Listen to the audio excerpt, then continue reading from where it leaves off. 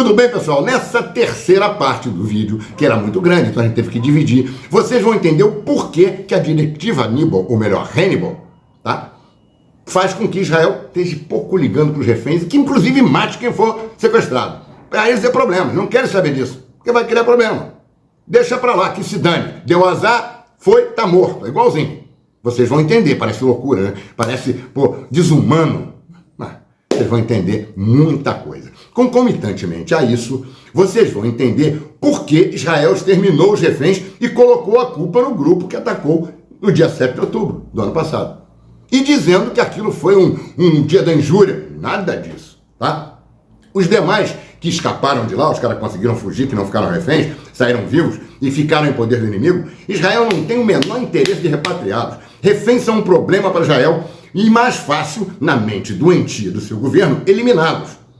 Por isso, bombardeiam tudo e os expõem à morte. Basta pensar o seguinte, tá? Vamos pensar o seguinte, se um parente seu tivesse sido sequestrado por uma quadrilha e essa quadrilha tivesse ido para determinada comunidade, o que as autoridades teriam que fazer? Incursões no local, inteligência, descobrir onde eles estão, procurar entrar e ver e resgatar os caras. O que Israel faz? Bombardeia tudo. E ainda dizem que os reféns estão, o Hamas, o grupo brabo lá, tá dentro de túnel. E tá mesmo, não pegaram nem 10% dos caras. E cada vez cria mais, porque eles vão matando os inocentes, mulher, criança velha. O cara vai, bom, matar meu pai, meu irmão, meu primo, meu cachorro, meu papagaio. Eu vou lutar contra esses caras. Cada vez, viu o Patriota da Americana? Aquele filme que os caras faziam a cabeça dos outros? É a mesma coisa. Ele não queria se meter. Mas mataram o filho dele, ele pegou os bonequinhos de chumbo do filho, fez as balas, foi pra lá e voltou a ser o selvagem que ele era. É por aí, cara. Pro americano vale. Pro grupo lá que é contra Israel, que é o porta-aviões americano, aí não vale. Ah, tá legal. Tudo bem. Tô defendendo os caras, não. Tô dizendo o porquê das coisas. O cara entra na tua casa, você te dá um tapa na cara. Você reclama com o cara, te dá 2 tapas. Você dá um tapa no cara, o cara te dá um tiro. Você dá um tiro no cara, ele joga uma bomba, mata teu pai, tua mãe, teu irmão, teu cachorro, teu papagaio. Você fala o quê? Não tem como lutar com esse cara, só tem uma pedra. O cara tem bomba. Eu vou botar uma bomba no corpo e vou lá no meio dele, vou mandar 30 pro caramba. Não tô defendendo, tô dizendo que é por isso. Israel cria ódio há 70 anos. Com essa política de apartheid deles, que eles dizem claramente. Tem vídeos aí de mulheres falando da velha lá, maluca que foi prefeita da Cisjordânia, falando isso. Já botei pra vocês. Tem vídeo disso aí. Entendeu? Você não vai bombardear o lugar, você vai procurar pegar os caras, mas não, eles explodem casa, prédio, posto de saúde, creche, hospital, escola, tudo, tornando milhares de inocentes vítimas de sua ira, apenas por viverem no mesmo lugar que possivelmente estão refugiados criminosos com os tais reféns. Lógico que vão matar os reféns, cara. Não são os caras que vão matar os reféns, não, são as bombas de Israel que vão matar os reféns. É lógico que você não sabe onde é que tá. Você está jogando bomba no monte de lugar, não sabe onde é que estão os caras? Acertou os caras, matou os reféns. Quem foi que matou? Ah, foi quem levou? Não, foi quem matou, quem jogou a bomba. É simples, cara. Entendeu? Agora, a sua resposta sobre essa pergunta, o que você faria, se vai invadir, se vai atacar, se vai não sei o que lá, vai jogar bomba, mostra bem o que é o Estado de Israel. Na tua cabeça eu duvido que você defenda essas linhas que eles defendem. Que eles falam, mas botaram tanta coisa que o cara é ruim, que eles são bonzinhos, que você acredita. Só que eles querem o Great Israel e o canal de Ben Gurion. É só grana, tá? E eu tenho certeza que essas bombas vão atingir tanto os civis quanto vão atingir os reféns que estariam lá. Mas eles estão um pouco ligando para isso. Eu vou mostrar para vocês nesse vídeo aqui, exatamente, de um cara que esteve lá, pesquisou, viu, e vocês vão ver como é que os cristãos são tratados lá, cultura judaico-cristã.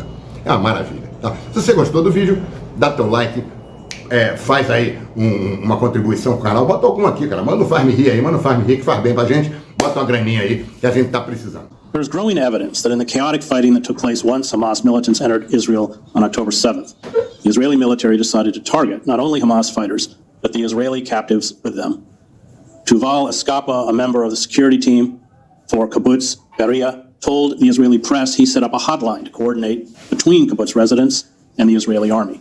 Eskapa told the Israeli newspaper Haaretz that as desperation began to set in, quote, the commanders in the field made difficult decisions, including shelling houses on their occupants in order to eliminate the terrorists along with the hostages. The newspaper reported that Israeli commanders were, quote, compelled to request an aerial strike against its own facility inside the Erez crossing to Gaza in order to repulse the terrorists who had seized control. That base housed Israeli civil administration officers and soldiers. Israel in 1986 instituted a military policy called the Hannibal Directive, apparently named for the Carthaginian general who poisoned himself rather than be captured by the Romans, following the capture of 2 Israeli soldiers by Hezbollah. The directive is designed to prevent Israeli troops from falling into enemy hands through the maximum use of force, even at the cost of killing the captured soldiers and civilians. The directive was executed during the 2014 Israeli assault on Gaza, known as Operation Protective Edge. Hamas fighters on August 1st, 2014 captured an Israeli soldier, Lieutenant Hadar Golden. In response, Israel dropped more than 2,000 bombs, missiles, and shells on the area where he was being held. Golden was killed, along with over 100 Palestinian civilians. The directive was supposedly rescinded in 2016. Joining me to discuss the reports of Israel shelling its own citizens with tanks and missiles is Max Blumenthal, who investigated this for the Gray Zone. So you did a wonderful job piecing together these reports that are coming out of Israel. Why don't you just lay out what Israeli commanders faced after roughly 10 hours, several hours after this incursion, and then, of course, perhaps give me some details about what you found out. Well, thanks, Chris. I'm still trying to piece together what happened on October 7th, and one reason that I'm sort of left investigating even after this report that I thought was comprehensive was that in the face of so much death and destruction caused by Israel's military in Gaza, which is basically tantamount to genocide. I mean, you have systematic killing in Gaza. Everyone I know there has, luckily I don't know anyone who's been killed, but everyone I know there has lost neighbors or relatives. They've all lost their homes. And so the Israeli military and the Prime Minister's office, Netanyahu's office, are recycling October 7th atrocities, and they're also introducing new deceptions in order to try to keep the media's lens focused on October 7th now that it is starting to home in on the horror of Gaza. And we have all these new stories about babies baked in ovens. We've heard stories about babies cut out of mothers' wombs by so-called Hamas terrorists, rape, gang rape, women after being taken captive, gang raped in the streets in Gaza City. All of these lies were spun out. And of course, the 40 beheaded babies repeated by Biden, who claimed he'd seen photographs. All of these lies were repeated and put forward in order to give Israel the latitude to carry out this genocidal assault that we're now witnessing. And we can see Biden was so stunned by the propaganda that was being pushed on him by Netanyahu's office and the pro-Israel media that he immediately caved. And Tony Blinken, in his recent Senate testimony, also repeated some of these lies. So I'm still trying to unpack it because it's these lies that went beyond the actual killings and atrocities that were committed by gunmen from the Gaza Strip on October 7th that have made it possible for Israel to target and exterminate hundreds of entire families in the Gaza Strip, as well as hospitals and medical centers. So I started my investigation when testimony started to filter out in Israeli media, which contravened the official story of October 7th. And the official story, which has been told to Americans and Israelis, is that Hamas, quote-unquote, terrorists stormed into southern Israel and began just shooting and killing people at random, then burned them alive, tied up entire families in their homes, and then burned them all somehow, melted cars and burned people in their cars as they were trying to flee, and carried out this gigantic mass shooting. And it does appear clear that many non-combatants, Israeli non-combatants, were shot by Hamas gunmen, but that's kind of where the official story stops. And what I was able to determine from these testimonies, as well as just a basic and visual analysis of the photos that the Israeli Foreign Ministry and Prime Minister's office were putting forward, was that Israel used disproportionate force on its own citizens in order to dislodge a politically driven political concessions from the state of Israel, which had been besieging the Gaza Strip for 15 years. So you read one of those testimonies, and I guess we can go into some detail about them and how I came to my conclusions. Yeah, let's go in, because in your article, which people can read on the Gray Zone, you print pictures, and I mean, I'll let you go from there. And just the photographic evidence seems to contradict the statements that have come out of Jerusalem. So it's important to understand that the main goal in this Hamas and Palestinian Islamic Jihad military offensive was to gather as many captives as possible, particularly Israeli soldiers, in order to trigger the kind of prisoner exchange that was witnessed when Gilad Shalit in 2011 was released. The Israeli soldier who was taken in 2006, who was operating a tank outside Gaza, was taken in exchange for 1,027 Palestinian prisoners, including the current prime minister of Gaza, Yahya Sinwar. So this entire Al-Aqsa flood operation is understood through the against the backdrop of the Gilad Shalit prisoner exchange. So gunmen were sent with detailed maps to population centers and to military bases. In the military bases, they were obviously given instructions to attack and kill Israeli soldiers who were maintaining the siege of Gaza. Much of the Gaza division, which has also been responsible for so many massacres inside Gaza over the years, was wiped out. The the Erez crossing, that, I don't know if you've been through there, Yeah, Chris, many times, yes. Okay, so yeah, because you've been to Gaza, I've been through there 3 times.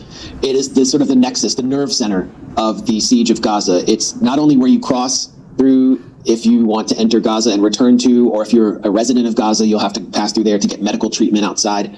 It's the home of the civil administration, the bureaucracy of the panopticon-style occupation of Gaza. So that was immediately overrun by gunmen as a military target. And with all these soldiers inside, the head of the Gaza division actually went into an underground bunker. He recounted this story to Haaretz and made the tough decision to bomb Erez Crossing.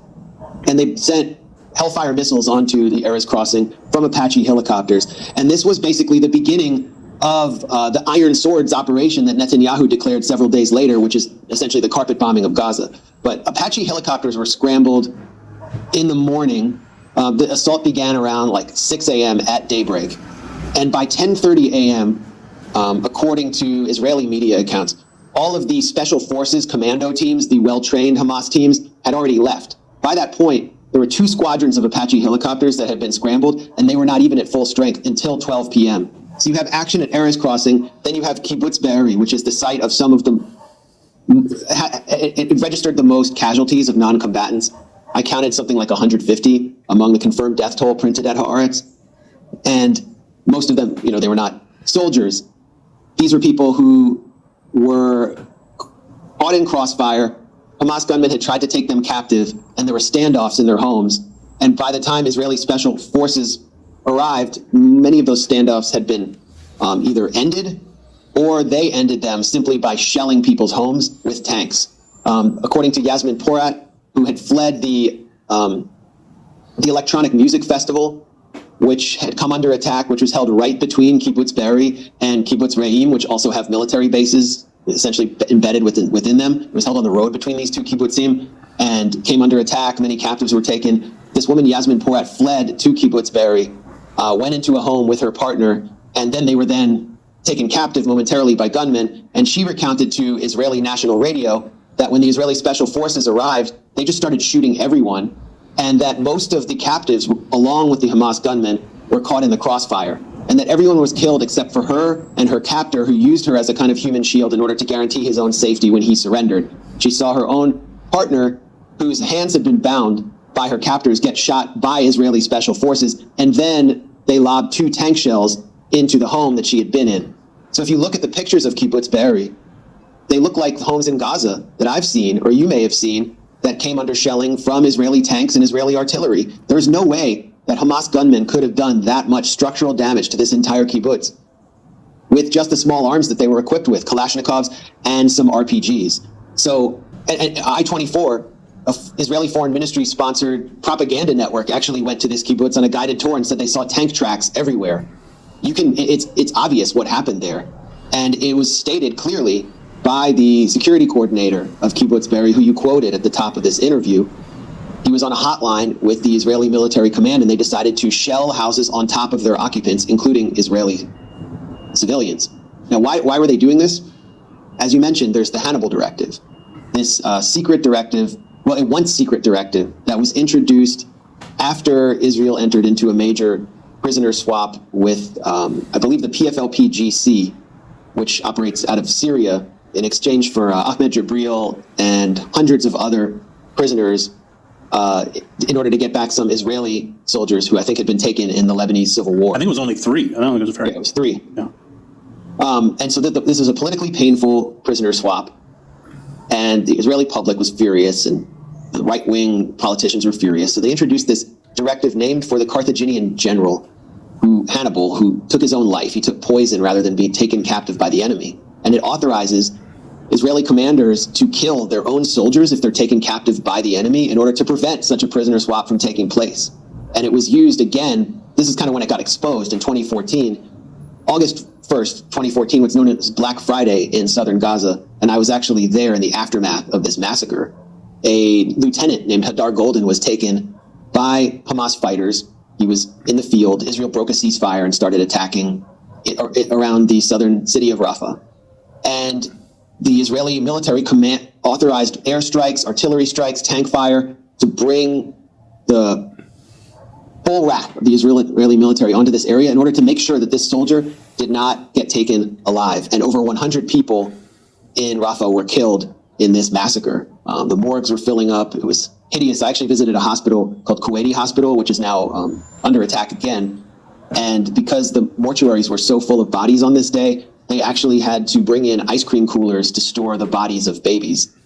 The doctor actually who I interviewed about that, his entire family was killed about a week and a half ago after he refused Israeli orders to evacuate Kuwaiti Hospital. But back to the Hannibal Directive, we have to question whether it was put into play on October 7th, because we not only have the Erez crossing, where many soldiers were killed, and if you look at the aftermath, the roof was clearly brought down. There's serious structural damage to the roof of Erez crossing. You have Kibbutz Be'eri, where there was tank shelling, and then you have these Apache helicopter pilots in the air who were stating in their testimonies in Hebrew to Israeli media that they had no intelligence, no way of distinguishing civilian from combatant on the ground, and yet they were told to empty their tanks, just completely unload their ammo, then head back to the base, get filled up again, reload, and then go shoot as many cars and people as they can on the ground. Pure chaos. These testimonies have been totally ignored, by the way, by Western media. Were they encouraged to kill captives or shoot cars that they thought contained captives? We don't know. What we do know is there were orders from the top to kill Israeli civilians if Hamas gunmen were around them in order to get the gunmen. And it's like the same doctrine, military doctrine that's being employed in Gaza. Any civilian is a target if they are the quote-unquote terrorist's next-door neighbor. Israel actually calls it the neighbor policy. They don't know any other doctrine. They don't have any other means of targeting. So it was just, and they weren't prepared, obviously, for this military onslaught, so they just went to their core doctrine of bombing everything in sight. And so that brings us to the third scenario. We talked about Erez crossing, Kibbutz Be'eri, then you have the chaos of the Nova Electronic Music Festival. And it's there that it appears clear that after a lot of these Hamas and Palestinian Islamic Jihad commando teams had left, this is an element that's left out in a lot of Western media. Many people from Gaza just started streaming in, including like lower level characters from the armed factions who may have had weapons but weren't part of the operation, weren't trained, onlookers, people who just wanted to see what Israel looked like, to see the land that their families had been kicked off. And there were some heinous killings, and you could see actual captives being taken by dying people. A lot of this happened around the Nova Music Festival. There was a lot of shooting between festival security guards and various gunmen, and a lot of people were killed. But many people were fleeing the festival by car. There's video of some Hamas gunmen stopping cars and shooting people, but then you have all of these images that the Israeli Foreign Ministry put out of cars that are completely melted and their corpses inside are charred. And those, to me, are telltale signs of Hellfire missile strikes from Apache helicopters. And the Apache crews, the squadrons, they put out video afterwards of themselves shooting cars, hitting cars with Hellfire missiles, and shooting people who were just pedestrians walking on the ground with cannon fire. We don't know who those people were, but if you look at a lot of the cars were heading back to Gaza, so they were very likely cars of people from Gaza who may have been taken captives, and so many captives or would-be captives were killed. Was one of them Shani Luke, this woman who the Israeli Foreign Ministry has been making such a big deal of, who was a festival party goer, who was attractive, and I think she was like a German citizen. There's some video of her being taken. They say they found a skull fragment from her. Was she in a car that was hit by a Hellfire missile? Unclear, but it's very clear that many of these cars were hit by Apache helicopters, and the helicopter pilots said they had no idea who was in them. And they were shooting people also on the other side in Gaza after they entered, by the afternoon of October 7th.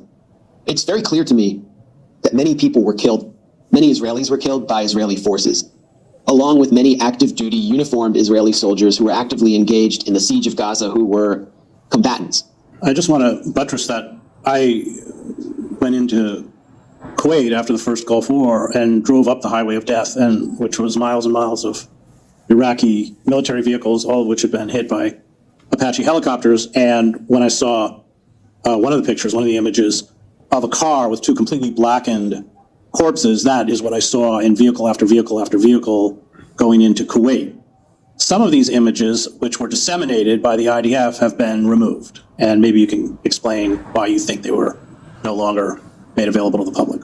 Well, when I first went to Gaza in 2014, in the midst of Israel's 51-day-long assault on Gaza, I came across a car that was just on the roadside that had been roasted by a Hellfire missile, along with its driver. The driver's body had been removed, but it was undoubtedly charred, and you could actually see his sandal melted into the gas pedal.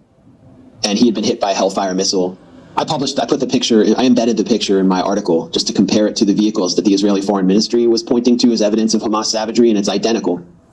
He was killed, by the way. He was just a taxi driver, just a poor young guy named Fadi Alawa, who had taken a Hamas fighter, a wounded fighter, to the hospital without even knowing that he had been a fighter, and so they killed him.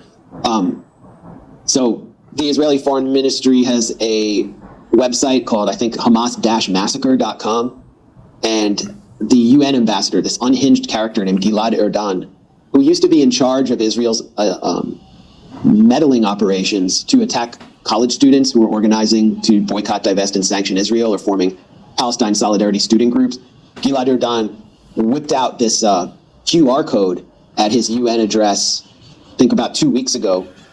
And the QR code was supposed to lead to a Google Drive folder that contained all these images of, charred cars, melted bodies, and all sorts of other atrocities that Hamas had committed. But all the pictures eventually disappeared. My initial read was that they concluded that a lot of these pictures were either fake, or they could have even depicted Hamas fighters who had come in and been hit by Hellfire missiles.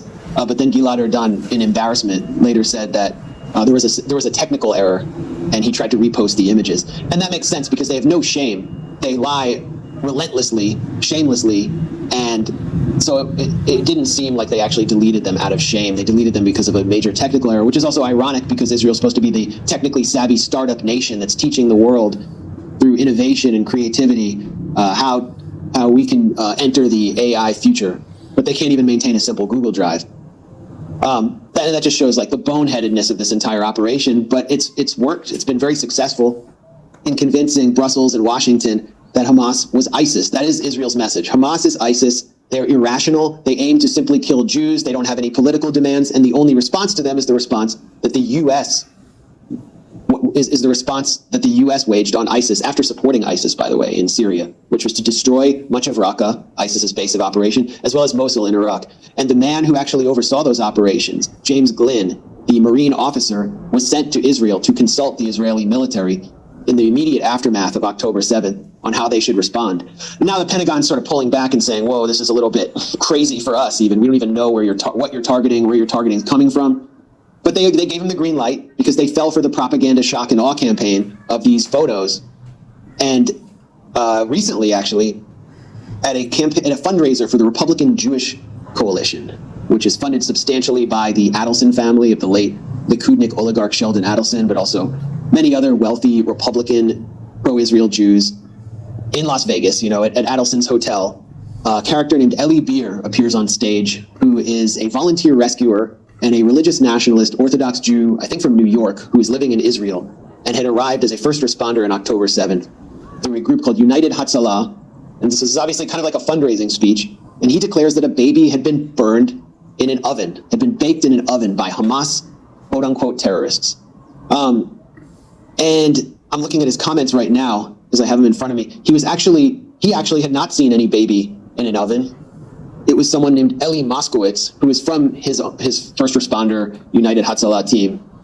And Eli Moskowitz had not seen any baby baked in an oven. He said that he found a small bag with contents of body parts that had been apparently pressed against a heating element.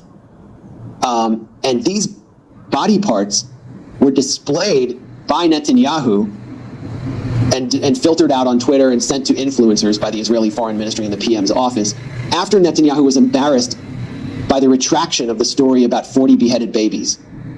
So if we go back to like October 8th, CNN and Biden begin telling this phony story about 40 beheaded babies. They are both forced to retract. Netanyahu puts out an image of some burned body parts, says it's a baby, and then flash forward to this fundraiser in Las Vegas where these first responders are saying that there was a baby baked in an oven based on body parts they had in a bag, which were pressed against a heating element. Now put two and two together.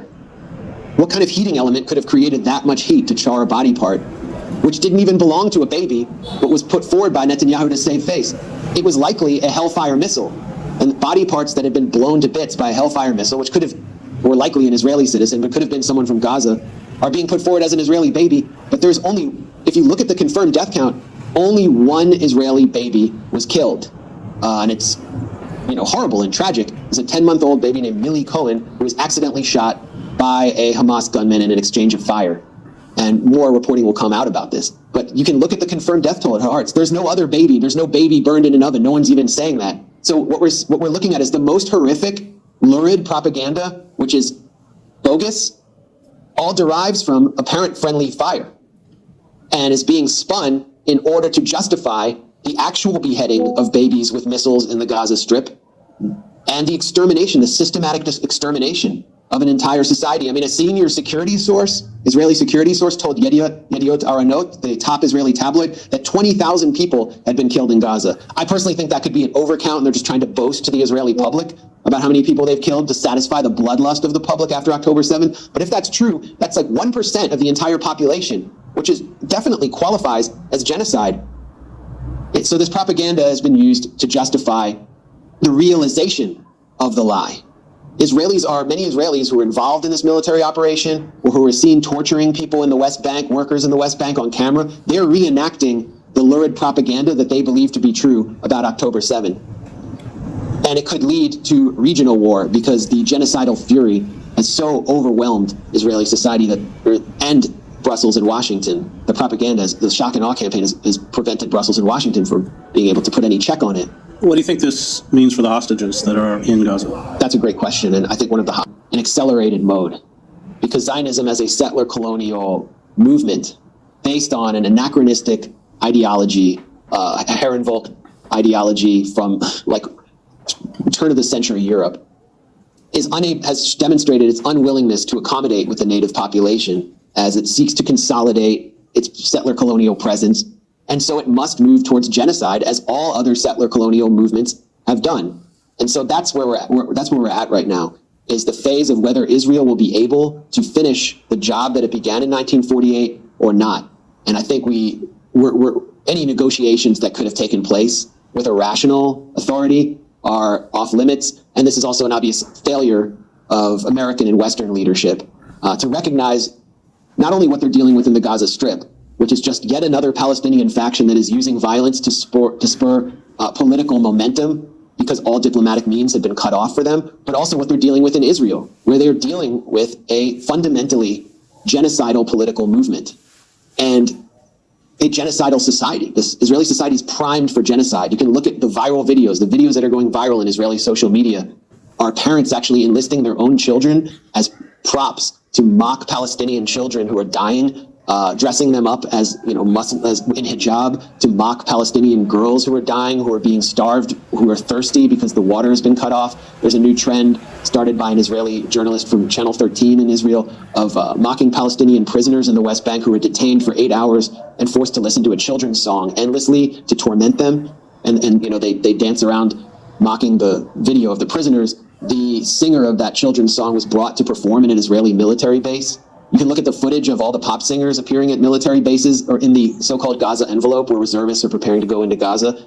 And it's just straightforward genocidal anthems about reconquering Gaza, driving out its inhabitants, and reestablishing Israeli settlements that are even bigger than the former settlement of Gush Katif. The Israeli Ministry of Intelligence has even introduced a think tank's paper which calls for the full ethnic cleansing of Gaza and forced transfer of its residents to Egypt. They put it forward as an official blueprint for the aftermath of this operation that they call Iron Swords. So that's what the U.S. has greenlit here. And by trying to spur some basic political momentum and relaxation of the siege, I think Hamas might have just agreed to a relaxation of the siege to be able to deliver something for their constituents. By trying to do that with violence, when all diplomatic channels have been cut off, what they've done is forced this conflict into its final phase. I don't think Israel will stop before it believes that it has finished the job that it began in 1948. É isso aí, se você gostou do vídeo, dá teu like, bota uma grana pra cá. O Pix tá aqui embaixo. Bota aqui, manda uma graninha, tá ok? Faz um comentário, passa pros amigos. Se não gostou, passa pros inimigos. Mas faz o canal crescer, que a gente precisa levar essas mensagens, principalmente de Brasil, e acabar com essas bolhas. Ele é feio, ele é bonito, acabar com essa palhaçada. E unir o Brasil em torno de um projeto que faça o Brasil crescer. E não nessa palhaçada de dividir. Você já viu alguém dividido crescer? Alguma família dividida crescer? Alguma empresa dividida crescer? Algum império dividido crescer? Não vai crescer. E eles sabem disso. Então a história é dividir para governar sobre quem está dividido. É o que os caras fazem com a gente aqui. Direita contra esquerda, isso contra aquilo, e papapá. Aí aparecem os heróis, o amarelinho, Elon Musk. Vai ver o vídeo do cara lá, que eu botei aqui, mostrando quais são os interesses. É grana. Ele tá pouco ligando se é o Alexandre de Moraes, o Moraes do Alexandre, o careca com cabelo, sem cabelo. Tá nem aí. É dinheiro, ele tá brabo. Ele quer pressionar o governo brasileiro para fazer o que ele quer que faça. As minas de lítio que ele ia comprar e não pôde. Tá? Toda a privatização que estava armada em cartas marcadas que ele não pôde efetivar. É simplesmente isso, cara. Tá lá no vídeo lá. O que Elon Musk queria, os interesses dele verdadeiros. E fica todo mundo nessa bobajada daqui, um contra o outro. Só falta o brasileiro sair no tapa na rua. Você vai conhecer uma pessoa, uma menina, bater papo, conversar. A primeira coisa que daqui a pouco surge no papo, tá um papo legal, tá interagindo, tá legal. Você votou em quem? Pô, meu irmão, se for diferente do seu voto, ou no cara que tava, ou no que tá, meu irmão, já mudou. Você já começa a olhar com ódio, com ranço, ela também. É assim que a gente vai fazer um país? Um abraço.